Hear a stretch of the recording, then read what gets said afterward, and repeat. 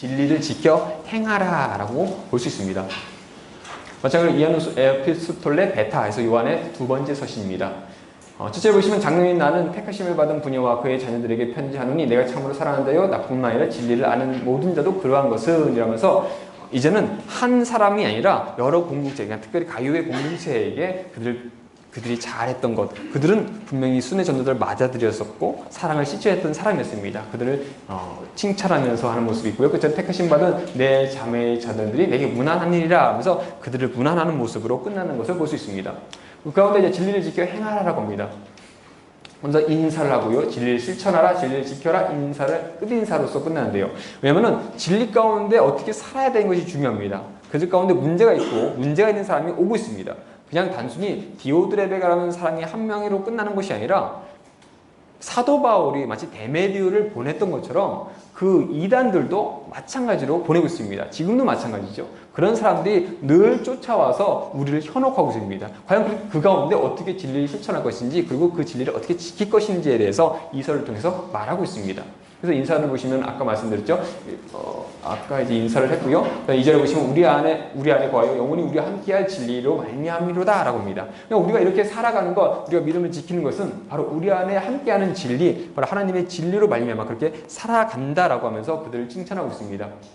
먼저 진리를 실천하라 라고 얘기하는데요. 보시면 5절에서 6절입니다. 분이여 내가 이제 내게 구하노니 서로 사랑하자. 이는 새 계명같이 내가 쓴 것이 아니요 처음부터 우리가 가진 것이라. 또 사랑은 이것이니 우리가 그 계명을 따라 행하는 것이요 계명은 이것이니 너희가 처음부터 들은 바와 같이 그 가운데서 행하라 하심이라 라고 합니다. 즉 서로 사랑해라, 계명을 따라 행하라라는 것이 처음 듣는 것이 아니라 그들이 처음부터 이미 바울이나 베드로나 또한 요한을 통해서 이미 처음부터 배웠던 것을 지켜 행하라는 겁니다. 그러면 그들이 배웠던 것을 다른 특별히 영지주의를 그노시스의 사상을 가진 사람들이 그것이 아니야. 너희가 잘못 가르쳤어. 너희가 잘못 배웠어라고 하는 것이 아니라 너희가 처음 받았던 것 그것이 진리니까 그것을 실천하라. 그걸 지켜라. 그것을 굳게 잡으라고 얘기합니다.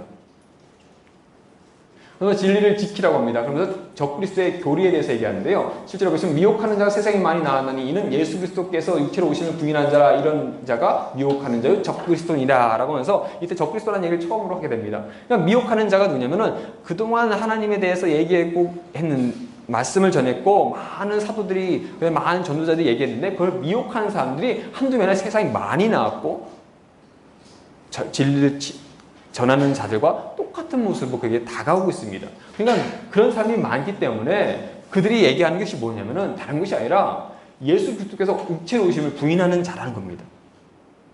그들의 입장에는 당연하죠. 육은 절대로 선할 수가 없는데 영으로서 그렇게 선하신 존재가 육으로 오는 건 인정할 수 없습니다. 그러니까 예수님께서 육체로 오신 것은 있을 수 없다라고 얘기합니다. 그러니까 그런 자들이 바로 이런 얘기하는 자가 다른 게 아니라 우리를 미혹하는 자고 그 사람들이 바로 적그리스도다라고 얘기합니다. 그래서 10절에 11절 보시면 누구든지 이 교훈을 가지지 않고 너에게 나아가거든 그들을 지배드리지도 말고 인사도 하지 말라. 그에게 인사하는 자는 그 악한 일에 참여하는 자임이라 라고 합니다.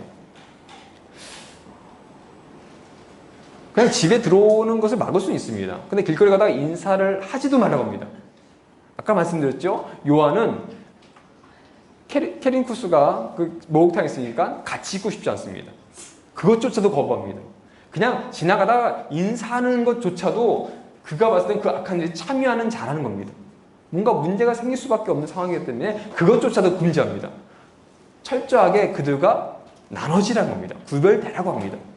그것이 우리가 진리를 지킬 수 있고 그것으로부터 우리를 경계하고 우리 믿음을 굳건하게 할 수 있는 방법이기 때문에 그렇게 얘기합니다.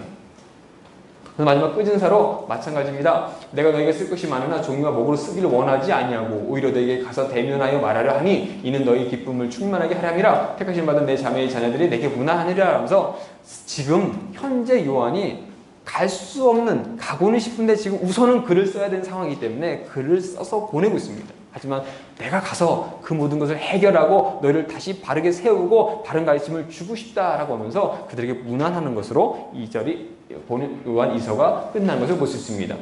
그러니까 그 공동체가 그 지역 가운데 그들을 현혹하고 있는 사람들 가운데 어떻게 진리를 지켜서 행할 것인지 그 방법에 대해서, 그래서 우리가 그들이 어떻게 구별돼야 될지 그렇게 철저한 구별 가운데 그 적그리스도 미혹하는 자들과 함께하지 않는 것까지 얘기하면서 어떻게 하든 그 믿음을 지켜나가야 된다라고 요한은 강조하고 있습니다. 자, 그렇게 가이오에게 청거서가 들어갔고 가이오 공동체에게 인사 말씀과 그 공동체를 향한 서신이 전해졌습니다. 그리고 나서 이제는 그 공동체뿐만 아니라 그 전 지역, 왜냐하면 그 지역 가운데 있는 일들을 해결하기 위해서 요한이 서신을 쓴 그것을 데메드로가 전해줬겠죠. 어쩌면 가이오일 수도 있고요. 어쨌든 그것이 전해지는데 바로 그것이 요한 1서입니다.